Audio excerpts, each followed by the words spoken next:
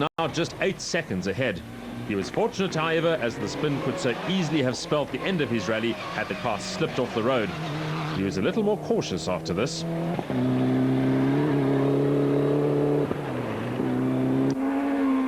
Lawrence was having a solid, if not spectacular, outing. He was losing time consistently to the leading Class A8 cars, but was once again hot on the heels of Gemmell.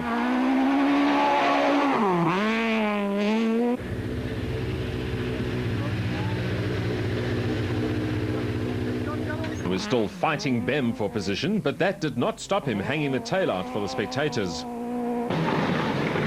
Bem produced a mature drive, paddling smoothly and quickly and chipping away at the BMW's lead in every stage.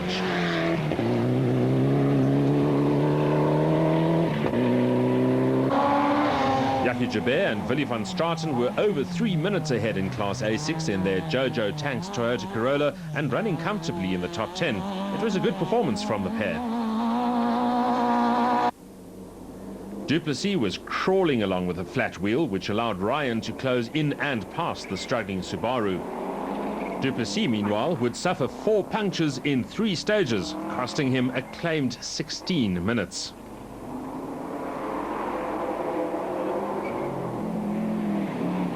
Ryan had been battling with incorrect tyres, but was pushing hard and had moved from 12th overnight into the top 10.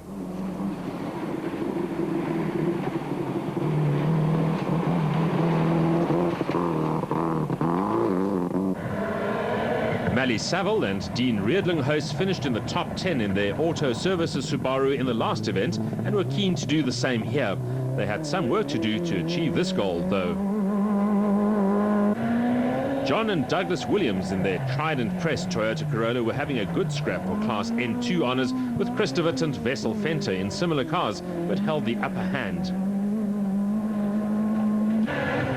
Rodney Visagie and Carolyn Swan had been driving hard all event in their Team Total Toyota Run-X. They were chasing class leaders Vulcan and Houghton, but would go out with gearbox failure on the very next stage.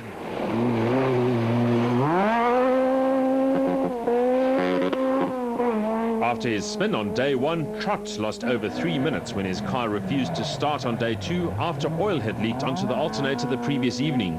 Once going, he pushed hard to make up lost time, but it led to him hitting a rock and an embankment, costing even more time.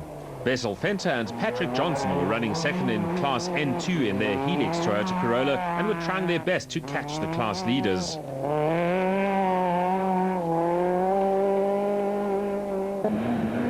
Andy Haig-Smith and Gerald Brace were running third in Class A6 in their Team React Toyota Corolla, but were far behind the class leaders.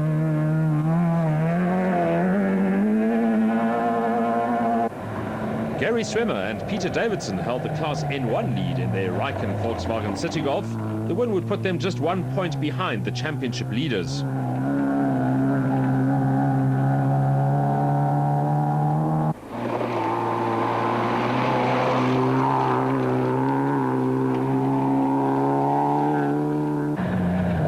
Class A5 leaders in Kosinati Nzimandi and Derek Jacobs were the only survivors in the class. This would be only their second finish of the year, but they were leading the class championship. After a healthy entry on the Sasol, it was disappointing that there were so few Class A5 and N1 entries on this event.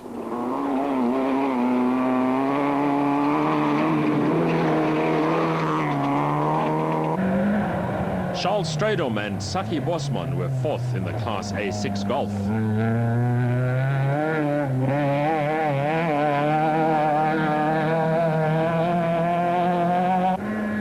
Etienne Detroit and Patrick Vermaak were fourth in Class N2 overnight in their McCarthy Toyota Corolla, but their event would come to a dramatic end on the very next stage.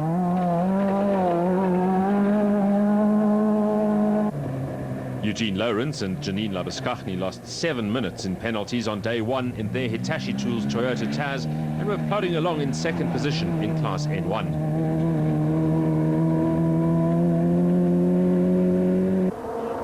Back at the sharp end of the field, where the drivers are more committed, Habich was giving it a full go to close the gap to Damso. With just 2 gravel stages to go, plus a short car part test, there was no more time to do anything but drive flat out, as Damso had predicted earlier. With 17 seconds between them, there was no room for error from either driver. Habich won the stage, but would it be enough to close the gap significantly?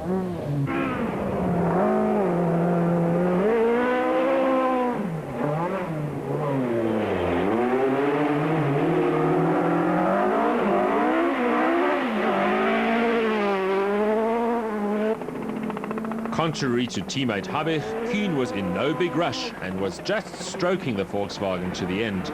He failed to finish the first two events of the year, and a healthy points haul would be most welcome. Damso had to defend his lead against Habich and was thus flat out through this fast section. The cars are capable of over 200 kilometers an hour in top gear, and Damso was not far off this speed over this piece of gravel.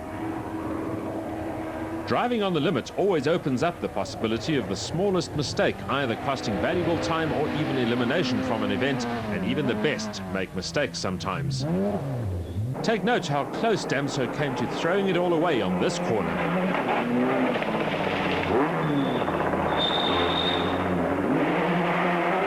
Phew, that was a lucky escape. Sometimes you need a bit of luck. Let's take another look at that moment. We went in car with Lawrence to show you just how fast that long downhill section really was, and this was with a broken drive shaft.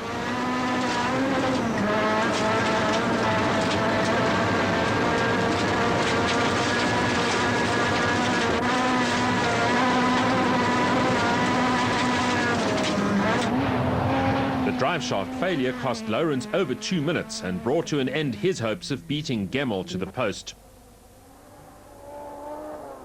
Vulcan was still pushing hard as he fought with Joubert for 9th overall.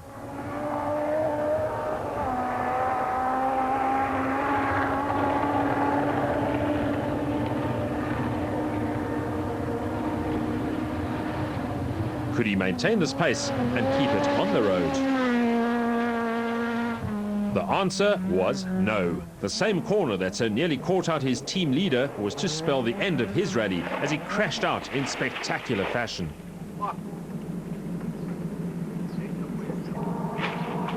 Yes, Charles, the camera did catch all that. It was Vulcan's second retirement due to an accident this season. Joubert was a little more cautious through the corner and was no doubt relieved to see Vulcan out of the fight.